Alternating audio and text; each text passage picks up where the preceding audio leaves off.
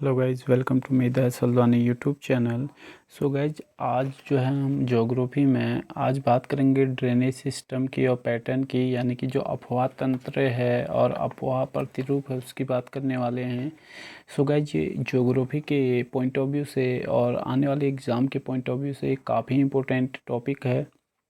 ठीक है। तो गाइस, जो अपवाह तंत्र है ना, अपवाह तंत्र से अभिप्राय नदियों की उत्पत्ति तथा इनके साथ साथ विकास से होता है। तात्पर्य होता है जल प्रवाह प्रणाली से, वाटर ड्रेनेज सिस्टम से ये होता है। ठीक है ना। प्रतिरूप में क्या होता है? अपवाह प्रतिरूप से नदियों के किसी क्षेत्र विशेष की नदियों के ज्यामितीय रूप तथा उसके स्थानिक जो व्यवस्था है उससे रिलेट होता है, उससे संबंधित होता है। ठीक। सो गाइस, ये इससे पहले जो है हम जो है लेक्चरों को कवर कर चुके हैं ज्योग्राफी में भी। अगर आपने वो लेक्चर नहीं देखे हैं तो आप मेदा सल्दानी यूट्यूब चैनल के प्लेलिस्ट में चले जाइए। ठीक है ना। तो वहाँ पर जो है आपको प्लेलिस्ट क्रिएट किया गया है, तो उसमें आपको लेक्चर जो है सीरियल वाइज मिल जाएंगे। ठीक है। तो वहाँ पर आप ज़रूर देख लें। सो गाइज, इसके अलावा जो है इसे दो भागों में हमने बांटा, हिमालय का अपवाह और प्रायद्वीपीय अपवाह। ठीक है ना। तो गाइज, जो हिमालय का अपवाह है इसमें सिंधु नदी तंत्र, गंगा नदी तंत्र और ब्रह्मपुत्र नदी तंत्र को हम कवर करेंगे, जो कि काफ़ी इम्पोर्टेंट है। वहीं प्रायद्वीपीय अपवाह तंत्र में कुछ प्रायद्वीपीय नदियाँ होंगी, उनको हम कवर करेंगे। और जो प्रायद्वीपीय अपवाह तंत्र है ना, ये नदियाँ जो होती हैं बहुत प्राचीन है, पूर्व हैं, जबकि हिमालय अपवाह तंत्र की नदियाँ बहुत नई हैं, क्योंकि ये हिमालय का एक नवीन पर्वत हैं। ठीक है। तो पुरानी नदियाँ कौन सी हैं? प्रायद्वीपीय नदियाँ हैं, जो पुरानी नदियाँ हैं। ठीक। अब जो ये प्रायद्वीपीय अपवाह है इसमें भी हम बंगाल की खाड़ी में गिरने वाली नदियाँ और अरब सागर में गिरने वाली नदियों को देखेंगे, जिसमें से 77% जल जो है बंगाल की खाड़ी में जो गिरने वाले हैं, तो उसका रेशियो 23% अरब सागर में है प्रायद्वीपीय नदियों का। ठीक है। तो महानदी और गोदावरी इसमें शामिल हैं। कृष्णा कावेरी नदी भी बंगाल की खाड़ी में, स्वर्णरेखा नदी, ब्राह्मणी और वैतरणी नदी, इसके अलावा पेन्नार नदी, पलार नदी, दामोदर, वैगाई नदी और ताम्रपर्णी नदी, ये बंगाल की खाड़ी में गिरने वाली प्रायद्वीपीय नदियां हैं। इसके अलावा अरब सागर में गिरने वाली जो प्रायद्वीपीय नदियां हैं उसमें है गाइस नर्मदा, ताप्ती, साबरमती, लूनी, महानदी, घग्गर, पेरियार नदी, मांडवी नदी, ज्वारी नदी, शरावती नदी और भरतपुजा नदी। ठीक है। सो गाइज, इसके अलावा जो है ये लेक्चर थोड़ा सा हम इसे लगभग 3 पार्टों में कवर करेंगे, क्योंकि एक अपवाह तंत्र जो है काफ़ी लंबा टॉपिक है, तो 3 पार्ट इसके हमारे आने वाले हैं। तो ये पहला पार्ट आज हम कवर कर रहे हैं। इसके अलावा गाइज, ये तो बंगाल की खाड़ी में गिरने वाली नदियाँ हैं और ये अरब सागर में गिरने वाली हैं। जो 23% प्रायद्वीपीय नदियाँ हैं ये गिरती हैं अरब सागर में, और 77% जो है गाइज ये जल देती हैं, जल के साथ बंगाल की खाड़ी में गिरती हैं। इसके अलावा जो है खंबात की खाड़ी में जल गिराने वाली नदियाँ, ये भी जो है गाइज ये ट्रिक बेस पे हम इसे कवर कर लेते हैं। इसका ट्रिक है समानता। क्या है? समानता। अर्थात साबरमती नदी, माही नदी, नर्मदा नदी और ताप्ती नदी, ये जो है गाइज कहाँ पर गिरती हैं? तो गाइज ये गिरती हैं खंबात की खाड़ी में। ठीक है ना। खंबात की खाड़ी में गिरने वाली नदियाँ समानता करके ट्रिक है। 100 से साबरमती नदी, माँ से माही नदी, 9 से नर्मदा नदी और तौ से ताप्ती नदी। ठीक हो गया ना। तो गाइज, इसके अलावा जो है अगला पॉइंट है हमारा, भारत में 4000 से अधिक छोटी बड़ी नदियाँ हैं। इसमें 23 नदियाँ बृहद, 200 लघु नदी द्रोणियों में इन्हें विभाजित किया गया है। कुल अपवाह क्षेत्र का लगभग 77% भाग, जिसमें गंगा, ब्रह्मपुत्र और महानदी, कृष्णा आदि नदियाँ शामिल है, बंगाल की खाड़ी में ये अपना जल को विसर्जित करती हैं। जबकि 23% भाग, जिसमें सिंधु, नर्मदा, ताप्ती, माही और पेरियार नदियाँ आदि शामिल हैं, ये अपना जल अरब सागर में गिराती हैं। इसके अलावा जो है गाइज आगे है, गाइज ये टॉपिक काफ़ी इंपॉर्टेंट है एग्जाम पॉइंट ऑफ व्यू से, तो इसे आपको अच्छे से देख लेना है। ठीक है ना। आगे जो है गाइज, जल संभर क्षेत्र वाटरशेड एरिया के आकार के आधार पर भारतीय अपवाह द्रोणियों को 3 भागों में हमने बांटा। प्रमुख नदी द्रोणी, ठीक है, मध्यम नदी द्रोणी और लघु नदी द्रोणी। ठीक है। तो गाइस जो प्रमुख नदी द्रोणी है इसमें अफवाह क्षेत्र लगभग 20,000 वर्ग किलोमीटर से अधिक का रहेगा और इसमें लगभग 14 नदियों को, नदी द्रोणियों को हमने शामिल किया है।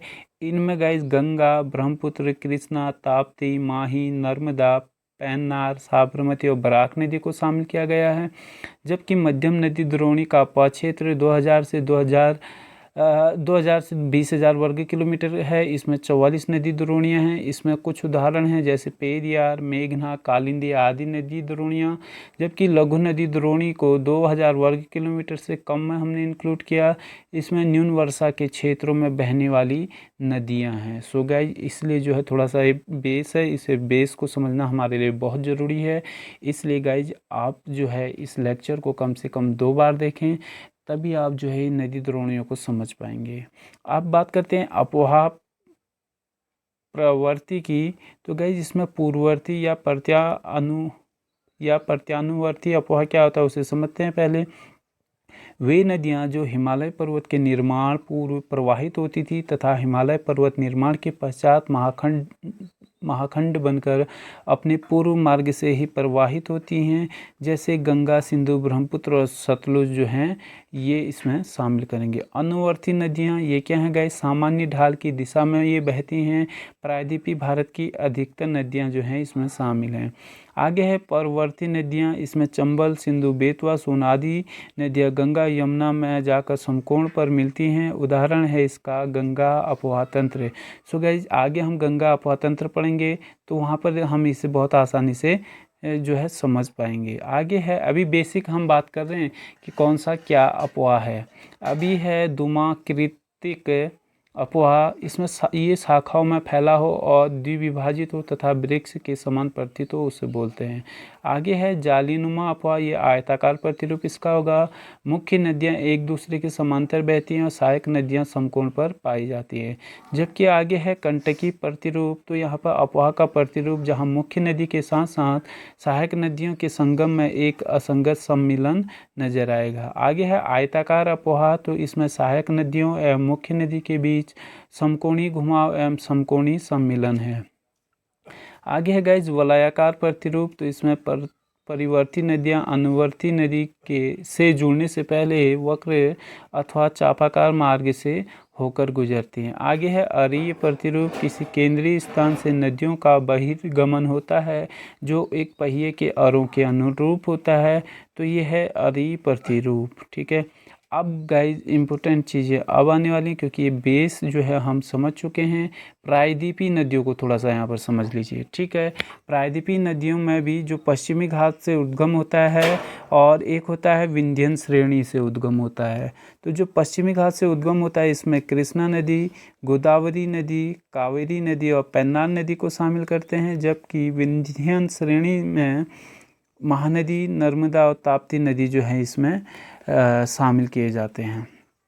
अब आगे जो बात करने वाले हैं हम हिमालयी अपोहा तंत्र की नदियों की बात करने वाले हैं। इसमें पहला आएगा सिंधु नदी तंत्र, जो कि सबसे बड़ी नदी द्रोणी है विश्व में भी। इसका क्षेत्रफल 11,65,000 वर्ग किलोमीटर है, जबकि भारत में 3,21,289 वर्ग किलोमीटर में ये फैला हुआ है। इसके बाद पढ़ेंगे हम गंगा नदी तंत्र को, देन हम पढ़ेंगे ब्रह्मपुत्र नदी तंत्र को। ठीक है।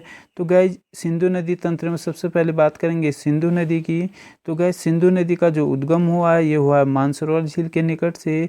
इसकी जो लंबाई है 2,880 वर्ग किलोमीटर है, 80 किलोमीटर है, वर्ग किलोमीटर नहीं होगा, 2,280 किलोमीटर है पूरे विश्व में। और भारत में जो इसकी लंबाई है 1,114 किलोमीटर। इसके अलावा जो इसकी सहायक नदियां हैं सतलुज जो कि तिब्बत में, ब्यास, चिनाब, झेलम, रावी, गलगित, श्योक, जम्मू कश्मीर, लेह, जास्कर, हुंजा, नुबा, गास्टिंग व द्रास जो हैं इसकी सहायक नदियां हैं। और भारत में यह हिमालय की नदियों में सबसे पश्चिमी नदी है। ठीक है ना। इसका जो उद्गम हुआ है तिब्बती क्षेत्र में कैलाश पर्वत श्रेणी में बोखरचों के निकट एक हिमनद से होता है। ठीक है। ऊंचाई जो है लगभग 4,164 मीटर में स्थित है। ठीक है। अंततः यह नदी अटक पंजाब प्रांत पाकिस्तान के निकट पहाड़ियों से बाहर निकलती है। सो गाइज हम लोग बात कर रहे थे सिंधु नदी तंत्र की। तो जो इसका उद्गम है ये होता है मानसरोवर झील के निकट। इसकी जो लंबाई है 2880 किलोमीटर है विश्व में, लेकिन भारत में इसकी लंबाई है 1114 किलोमीटर। इसकी जो सहायक नदी है इसमें है सतलुज, तिब्बत, ठीक है, ब्यास, चिनाब, झेलम, रावी, सिगार, गलगित, स्योक जम्मू कश्मीर की नदी है, लेह, जास्कर, हुंजा, नुबा, गास्टिंग व द्रास जो है इसकी सहायक नदियां हैं। भारत में यह हिमालय की नदियों में सबसे पश्चिमी नदी है। और उद्गम की बात करें तो तिब्बती क्षेत्र में कैलाश पर्वत श्रेणी में बोखरचू के निकट एक हिमनद से होता है, जो ऊंचाई जो है उस 4164 मीटर में स्थित है। अंततः यह नदी अटक पंजाब प्रांत पाकिस्तान के निकट पहाड़ियों से बाहर निकलती है, जहां दाहिने तट पर काबुल नदी इसमें मिलती है, ठीक है। और यह नदी मिठनकोट के निकट पंचनद का जल प्राप्त करती है। पंचनद में जो नदियां हैं 5 नदियां शामिल होती हैं गाइज, जिसमें ये लिखा हुआ नीचे सतलज, ब्यास, रावी, झेलम और चेनाब। तो गाइज ये इसलिए इम्पोर्टेंट है, ठीक है। तो सिंधु नदी तंत्र काफ़ी इम्पोर्टेंट है और इसको थोड़ा सा आपको अच्छे से देखना है। वीडियो लेक्चर एक बार देखने में समझ में नहीं आता है तो दोबारा ज़रूर देखें। और गाइज सिंधु जो नदी सिंधु जल संधि हुई थी, ये हुई थी 1960 में, विश्व बैंक कमेटी के द्वारा ये हुई थी। इसके तहत रावी, ब्यास और सतलुज ये जो पूर्वी नदियां हैं इसमें 80% भारत को पानी दिया गया, जबकि पाकिस्तान को 20% पानी का हकदार इसमें माना गया। वहीं सिंधु, झेलम और चेनाब जो कि पश्चिमी नदियां हैं इसमें 80% पानी पाकिस्तान को और 20% पानी भारत को हिस्सेदार इसमें माना गया। अच्छा, जो सिंधु गार्ज है ना, ये जम्मू कश्मीर के गिलगित के पास सिंधु नदी द्वारा ये बनाया गया है। ये है सिंधु गार्ज। गार्ज क्या है? तो गाइज गार्ज आगे बात कर लेंगे हम ये नदियों के बारे में। जैसे गोखुर झील आएगा आगे तो उसको हम समझेंगे, लेकिन उसे आगे लेक्चर में हम समझेंगे, ठीक है। तो अभी सिंधु नदी के बाद अगला जो आएगा सतलज नदी, ये भी पूर्ववर्ती नदी है। सिपकिला गार्ज हिमाचल प्रदेश में सतलज नदी द्वारा ही ये गार्ज को बनाया गया है। इसका उद्गम होता है राकसताल मानसरोवर के निकट ही है, तिब्बत में 4555 मीटर की ऊंचाई पर है, ठीक है। इसकी जो लंबाई है सतलज नदी की लगभग 1140 किलोमीटर इसकी लंबाई है। 1050 किलोमीटर भारत में इसकी लंबाई है। यह उत्तर पश्चिमी दिशा में बहते हुए इंडो तिब्बत सीमा के समीप सिपकिला दर्रे के पास भारत में प्रवेश करने से पहले लगभग 400 किलोमीटर तक सिंधु नदी के समांतर ये बहती रहती है। ये सिंधु की सबसे जो है महत्वपूर्ण सहायक नदी है। ब्यास नदी में ये मिलती है, तो सतलज नदी ब्यास नदी में मिलती है, याद रखना। यह हिमालय की श्रेणियों महान हिमालय और जास्कर श्रेणी को काटकर महाखंड का निर्माण ये करती है। ये चीज़ें महाखंड क्या, ये आगे हम पढ़ेंगे लेक्चरों में। इसकी जो सहायक नदी है, या बोल सकते हैं कि ये तो ब्यास नदी में ही मिलती है, वैसे भी स्पीति और बसपा हिमाचल प्रदेश इसकी सहायक नदियाँ। आगे बात करते हैं सतलज नदी की ही। तो इसी में भाखड़ा नागल बांध जो है निर्मित है और 2 राज्यों हिमाचल प्रदेश और ये पंजाब में बहती है और बाद में ये पाक में यानी कि पाकिस्तान में प्रवेश कर जाती है। मिठानकोट या मिठनकोट पाकिस्तान से सिंधु में ये जो है ना बाईं तरफ से मिल जाती है। तो ये था हमारा सतलज नदी। आगे जो हम बात करने वाले हैं गाइज, अब बात करेंगे ब्यास नदी की, ठीक है। तो ब्यास नदी या बिपाशा नदी इसका प्राचीन नाम है। इसका उद्गम होता है रोहतांग दर्रा के निकट ब्यास कुंड से, जिसकी लंबाई है 470 किलोमीटर। और तीर्थन और पार्वती और हुरला जो है इसकी सहायक नदियाँ हैं। सिंधु तंत्र की एकमात्र नदी है जो पाकिस्तान नहीं जाती है। पॉइंट इम्पोर्टेंट है गाइज। तो ब्यास नदी जो है सिंधु नदी की एकमात्र ऐसी नदी है, सहायक नदी है, जो पाकिस्तान नहीं जाती है। अगला है रावी नदी या परोसणी नदी या इरावती नदी इसे बोला जाता है, ठीक है। प्राचीन नाम है ये सब। उद्गम होता है इसका रोहतांग दर्रा कांगड़ा से। इसकी लंबाई है 725 किलोमीटर और साहो और सुइल जो है ये इसकी सहायक नदियाँ हैं। अगला आएगा गाइज चेनाब नदी या अस्कनी इसका नाम है, प्राचीन नाम। सिंधु की सबसे बड़ी सहायक नदी है। पॉइंट इम्पोर्टेंट है बहुत ज़्यादा, ठीक है। और बारालाचा दर्रे के निकट से इसका उद्गम होता है और इसकी लंबाई है 1180 किलोमीटर। इसकी सहायक नदी है चंद्रभागा, जम्मू एंड कश्मीर। चंद्र और भागा नामक दो सरिताओं से मिलकर ये बनती है, ठीक है।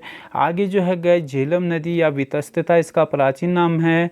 ये शेषनाग झील जम्मू कश्मीर से इसका उद्गम होता है। इसकी लंबाई है 720 किलोमीटर और इसकी सहायक नदी है किशनगंगा, पुंछ, लिदार, करेवाल और सिंध जो है इसकी सहायक नदियां हैं, ठीक है। सो गाइज इस तरीके से जो है ना ये हमारा लेक्चर हो गया है पार्ट 1 कवर। लेकिन इसमें एक चीज़ हमें ध्यान देना है गाइज, आगे हम पढ़ेंगे गंगा नदी तंत्र को। गंगा नदी तंत्र को पढ़ेंगे, फिर उसके बाद पढ़ेंगे ब्रह्मपुत्र नदी तंत्र को। इस तरीके से गाइज ये हमारा लेक्चर जो है 3 पार्ट में हमने इसे कवर करना है। तो कवर करने के साथ साथ हमें कम से कम गाइज ये वीडियो लेक्चर 2 बार कम से कम हमें देखना है, तब जाके हम ये चीज़ों को समझ पाएंगे। सो गाइज अगर वीडियो अच्छा लगता है तो आप इसे शेयर ज़रूर करें और जिस भी टॉपिक पर आपको जो है लेक्चर चाहिए तो आप हमसे कमेंट सेक्शन के माध्यम से बोल सकते हैं, ठीक है, अपनी बात रख सकते हैं और कोशिश करेंगे कि उस पर हम जो है ज़रूर जो है उस पर आपको लेक्चर प्रोवाइड कराएं, आप आपके डाउट को क्लियर करें। Thank you guys.